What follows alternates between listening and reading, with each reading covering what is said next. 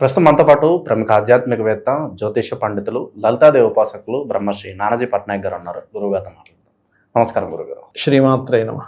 గురుగారు, ఎక్కడో America Iran యుద్ధం, దానికి బూమరాంగ్ గా ప్రస్తుతం మనం ఇక్కడ సఫర్ అవుతున్నాము. గ్యాస్ సిలిండర్ షార్టేజ్ వచ్చింది. గతంలో మీరు చెప్పారు దీని కొరత ఏర్పడుతుందని చెప్పారు. అవునండి, అలాగే జరిగింది. ఇంకోటి 2-3 నెలల క్రితమే యుద్ధం వస్తుంది. ఎస్. సరే, మరి యుద్ధం ఇంకా ఎన్ని రోజులు కొనసాగబోతుంది? గ్యాస్ సిలిండర్ కొరత అయితే వచ్చేసింది. ఇంకా ఎటువంటి వస్తువుల కొరత మనం చూడబోతున్నాము? ఎటువంటి వస్తువుల కోసం జనాలు క్యూ కట్టబోతున్నారు? దేనికి బాగా ఇబ్బందులు ఉంటాయి? యుద్ధం ఎన్ని రోజులు కొనసాగుతుంది? ఎవరు ఆపబోతున్నారు ఈ యుద్ధాన్ని? భవిష్యత్ కార్యాచరణ ఏ విధంగా ఉండబోతుంది? ఎప్పుడు కూడా అండి కలిపురుషుడి ప్రభావం వల్ల యుద్ధం వస్తూ ఉంటుందండి. మనకి ప్రతిసారి ఒక్కొక్క యుగంలో, ఒక్కొక్క సమయంలో, ఒక్కొక్క రూపంలో కలిపురుషుడు వస్తాడు. మహాభారతంలో దుర్యోధన రూపంలో కలిపురుషుడు ఎంటర్ యుద్ధం చేయించాడు అక్కడ. ఈ యుగంలో ట్రంప్ రూపంలో కలిపురుషుడు ట్రంప్ అవతారం ఎత్తాడు, ఒక ముక్కలో చెప్పాలంటే. లేకపోతే ఏం అవసరం అంటే వాడు రాజునెత్తిపోయాడు, ఆ దేశ ప్రెసిడెంట్ని కిడ్నాప్ చేశాడు, అక్కడేదో బాంబులు వేశాడు. అంటే ఏంటంటే ఈ యుగానికి కలిపురుషుడు ఎవడయ్యా అంటే ట్రంప్. గుర్తుపెట్టుకోండి.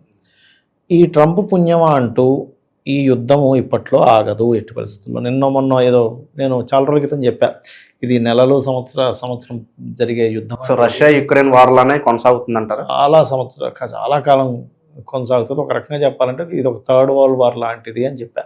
ఒక రకంగా అలాంటిది అని. ఎందుకు అంటే దీనికి చాలా కారణాలు ఉన్నాయి. ఒకటి, మనకి పంచగ్రహ కూటమి 3 సార్లు రావడం. ఎప్పుడు రాలే 3 సార్లు. మీరు 100 సంవత్సరాల వెనక్కి వెళ్ళినా ఒకటేసారి 3 సార్లు రాలే. ఎప్పుడు కూడా జరగనిది ఇంకో వింత జరిగింది. ఏంటంటే సర్వసాధారణంగా ఈ గురుగ్రహం ఎప్పుడైనా ఒకసారి 3 రాసులు మారుతుంది. గుర్తుపెట్టుకోండి. సో మనకి కరోనా వచ్చినప్పుడు ఒకసారి మారింది అట్లా. అప్పుడు కరోనా ద్వారా వ్యాధి మూలంగా చాలామంది, కొన్ని కోట్ల మంది జనాలు చనిపోయారు.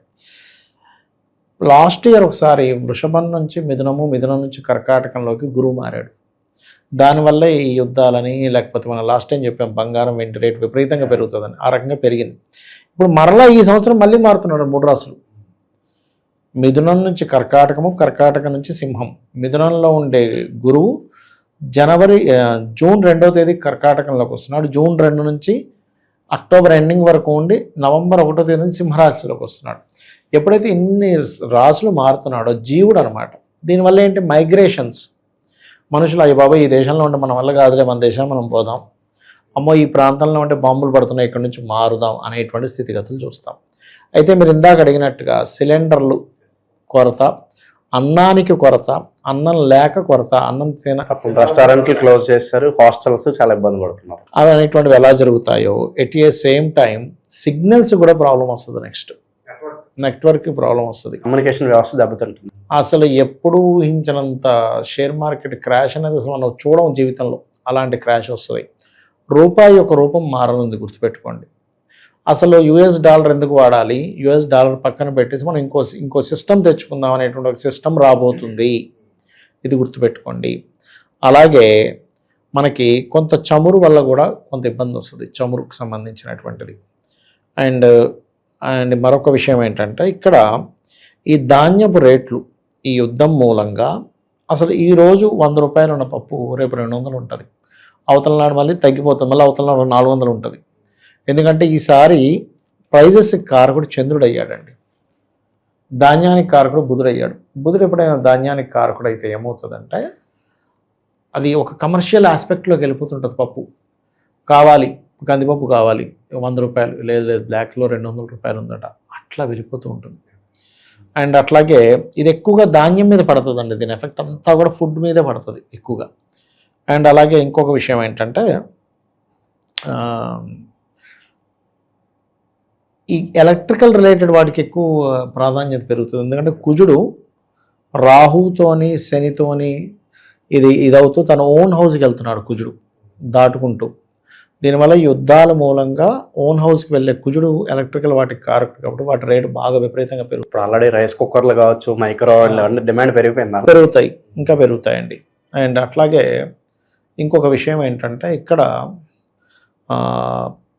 సీఎం మారిపోతాడు, గుర్తుపెట్టుకోండి. ఈ యుద్ధం మూలంగా సీఎంలు, పిఎంలు, ప్రెసిడెంట్లు, అలాగే 3 రాశులు మారుతూ గురువు ఎప్పుడైతే సింహరాశిలోకి వస్తున్నాడో పెద్ద పెద్ద నాయకులకి ముప్పు ఉంటుంది దీనివల్ల.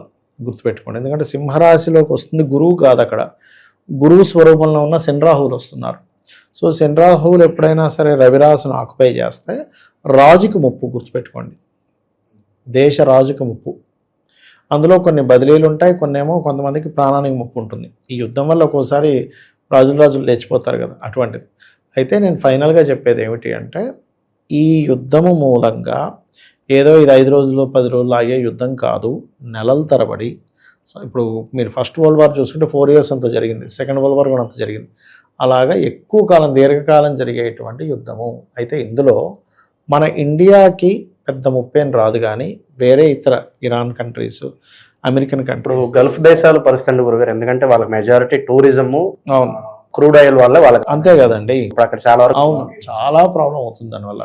ఇదేంటంటే యుద్ధము వాళ్ళని బళ్ళును వాళ్ళని చేస్తాయి, ఆ కలిపురుషుడు కారణం వల్ల.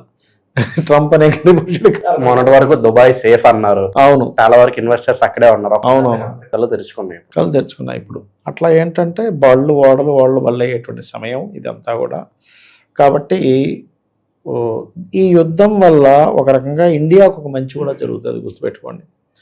అండ్ మరొక విషయం ఏంటంటే, మనం కూడా పొరుగు దేశాలతో కొంత యుద్ధం చేయవలసిన పరిస్థితి ఉంటుంది, వేరే యుద్ధాల్లో పార్టిసిపేట్ చేయాల్సి వస్తుంది. కానీ తక్కువ నష్టపోయిన దేశం ఏదంటే ఇండియానే ఉంటుంది, గుర్తుపెట్టుకోండి.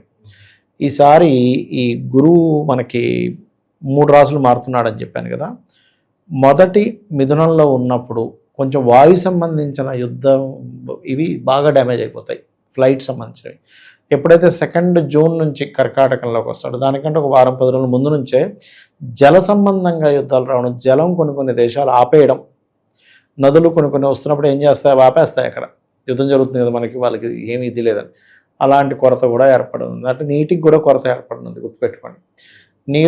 ఇంత నీరున్నా కలుషితం అయిపోయింది, అసలు ఎందుకు పనికిరాకపోయింది ఈ నీరు అనేటువంటిది మనం చూస్తాము. ఎందుకు అంటే గురువు కర్కాటక రాశిలో ప్రవేశిస్తూ శనిరాహు ఎనర్జీస్తో ప్రవేశిస్తున్నాడు. కాబట్టి ఫుడ్ తర్వాత వాటర్ మీద పడుతుంది దాని ఎఫెక్ట్ అనేటువంటిది. చాలా జాగ్రత్తగా ఉండాలి. అది కేవలం యుద్ధం వల్లనే కాదు, కొన్ని మనకి సిటీస్లో కూడా వాటర్ షార్టేజ్ వచ్చేసింది అనే భావనతో, ఇప్పుడు వాటర్ లేదనుకోండి ఏంటి సార్ పరిస్థితి? ఇంత పెద్ద సిటీ ఉంది, ఇప్పుడు కుకటపల్లిలో ఇంత పెద్ద సిటీగా వాటర్ లేదండి, ఏంటి పరిస్థితి? వదిలేసి వెళ్ళిపోవాల్సిందే వాడు. ఇంత 2 లక్షలు 3 లక్షల గజం కూడా ఎందుకు పనికిరాదు, అర్థమైందండి. కాబట్టి అటువంటిది. అయితే లక్కీగా మనకి ఈసారి వర్షాధిపతి చంద్రుడయ్యాడు. చంద్రుడైనప్పుడు వర్షాలు విపరీతంగా ఇస్తాడు అదే రేంజ్లో. అండ్ అట్లాగే వర్షం వల్ల నష్టము కూడా ఇస్తాడు, జల ప్రళయాలు కూడా వస్తాయి. జల ప్రళయం కూడా ఉంది మనకి.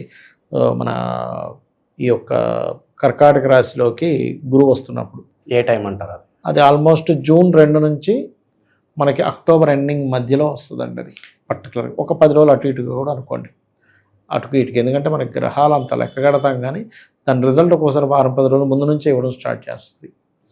అది గోల్డ్ అండ్ సిల్వర్ రేట్స్ పరిస్థితి ఏంటంటే పెరుగుతాయండి, మళ్ళీ పెరుగుతాయి, మళ్ళీ తగ్గుతాయి. అది పెరగడం తగ్గడం దినచర్య అయిపోద్ది వాటికి. ఇదేంటి ఈరోజు పెరిగిందంటే నిన్న పెరిగింది, వాళ్ళు తగ్గింది, మళ్ళీ రేపు పెరిగింది, ఎల్లుండి తగ్గింది, మళ్ళీ ఇంత పెరిగిపోయింది, ఇంకా తగ్గదేమో అనుకుంటే మళ్ళీ తగ్గడం, మళ్ళీ పెరగడం. ఇది కామన్ విషయం అయిపోద్ది. ఎందుకంటే రసాధిపతి, నీరసాధిపతి అని ఇట్లా కొంతమంది ఉంటారు. అందులో గోల్డ్కి కూడా గురువు కూడా వచ్చాడు అందులో గోల్డ్కి. అప్పుడు ఏమవుతుందంటే దాని రేట్స్ హైకింగ్ ఇవన్నీ బాగా పెరుగుతాయి. షేర్ మార్కెట్ క్రాష్ ఇందాక చెప్పాను చూసారు, అసలు ఎవరు చూడరు, అంతటి క్రాష్ అయితే జరుగుతుంది. అండ్ ఇందులో పర్టికులర్గా కొన్ని అసలు ఈ దేశాలు ఎందుకు పనికి రాకుండా పోతాయి అనుకునే దేశాలు హైలైట్ అవుతాయి ఈ యుద్ధం మూలంగా. ఆ దేశాలకి ఒక దుబాయ్కి ఉండే పేరు అలాంటి దేశాలకు వస్తుంది. ఓవరాల్గా యుద్ధం గురించి, భవిష్యత్తులో జరగబోయే పరిణామాల గురించి, మన భారతదేశానికి జరగబోయే మంచి చెడులు మంచి విశ్లేషణ అందించారు. ధన్యవాదాలు. శ్రీమాత్రే నమః.